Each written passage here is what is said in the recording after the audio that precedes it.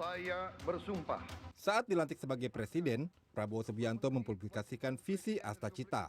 Salah satu dari 8 visi tersebut adalah memperkuat pembangunan sumber daya manusia, sains, teknologi, pendidikan, kesehatan, prestasi olahraga, kesetaraan gender, serta penguatan peran perempuan, pemuda, dan penyandang disabilitas. Salah satu cara atau upaya memperkuat pembangunan sumber daya manusia itu adalah dengan pemberian bantuan gizi kepada anak-anak dan ibu hamil. Secara visi program ini sangat baik dan menjanjikan. Namun, masalah pertama timbul dari sisi anggaran. Saat kampanye, Prabowo menjanjikan anggaran sebanyak 460 triliun rupiah untuk program makan bergizi gratis. Namun saat APBN 2025 ditetapkan, anggarannya menyusut menjadi 71 triliun rupiah. Rinciannya, 63,4 triliun untuk pemenuhan gizi nasional dan 7,4 triliun untuk program dukungan manajemen. Anggaran tersebut menyasar sekitar 19,47 juta orang dari kalangan sekolah hingga ibu hamil dan menyusui. Pada Januari 2025, sebanyak 3,3 juta orang akan menerima manfaat program ini.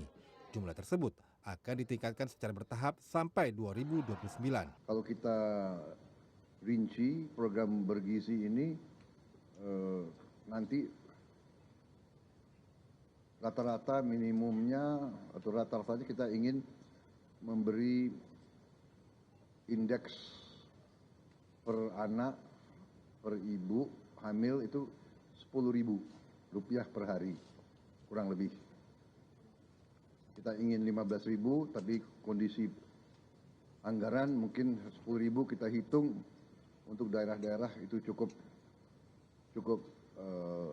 bermutu dan bergizi. Untuk memastikan kelancaran dan penyaluran dana dan pembagian makanan di lapangan, pemerintah membentuk Satuan Pelayanan Pemenuhan Gizi atau SPPG yang menjadi dapur untuk menyiapkan makanan bergizi untuk para penerima manfaat. Setiap SPPG ditugaskan untuk menyediakan makanan untuk kurang lebih 3.000 orang. Setiap SPPG terdiri atas 45 hingga 55 orang, termasuk kepala unit, wakil kepala unit, asisten lapangan, pegawai operasional, juru masak, persiapan pengolahan, dan akuntan. Contoh, ini adalah untuk anak SD. Ini SD? Iya, untuk anak SD itu untuk takaran sendiri. Untuk nasinya itu ada di 100 gram. Kemudian untuk ayamnya ini ada di 50 gram. Dan berikut juga dari sayurnya itu ada 50 gram. Total dari seluruhnya itu nilai kalorinya adalah sekitar 560 untuk anak SD. Kita menentukan menu yang disukai anak. Maka dari itu kita selain kita update menu secara 20 hari ya, 20 hari itu kita menunya berbeda, kita juga punya menu-menu kejutan. Bukan hanya itu, kalangan tentara juga dilibatkan dalam program makan bergizi gratis.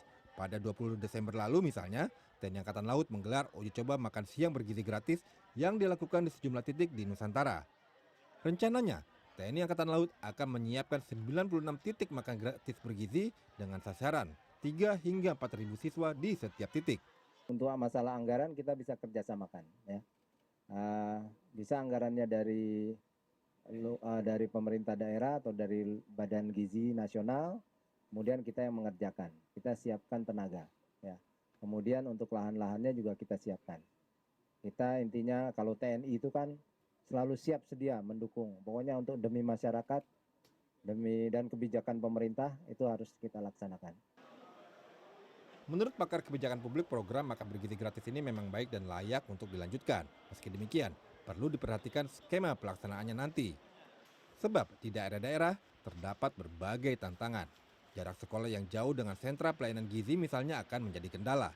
Selain itu, ketersediaan dan kebutuhan bahan makanan di tiap daerah pun berbeda.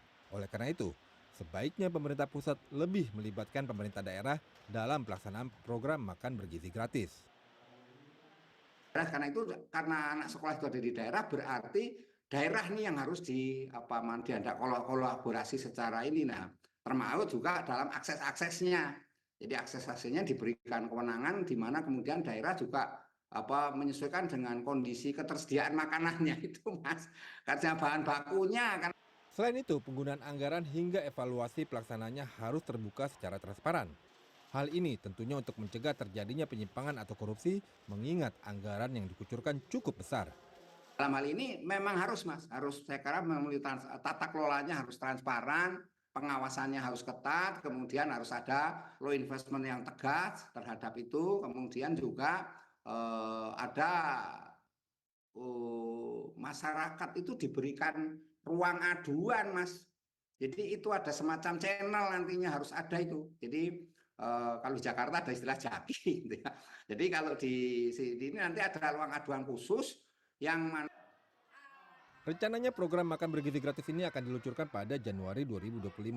Partisipasi publik dalam pelaksanaan dan pengawasan tentu sangat dibutuhkan. Iwan Hermawan, Dwi Ari, Jakarta.